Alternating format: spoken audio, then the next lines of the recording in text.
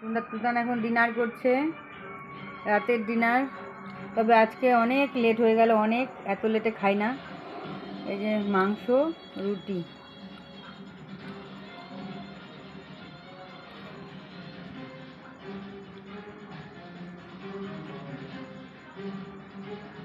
আমি এখানে বসে ওর খাওয়া দেখছি।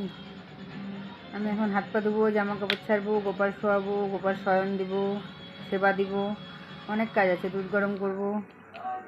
তো চলো আর কি।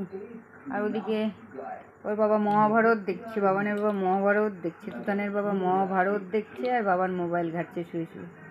সবাই আমাদের জন্য অপেক্ষা করছিল। আমরা কেবলই 10-15 মিনিট হলো ঢুকলাম। তুতান পড়তে গেছিলো, এখন তুতানের কাজ করছে, আমি আমার কাজ করতে যাই। তো চলো আর কি। এই যে আমি বসে আছি,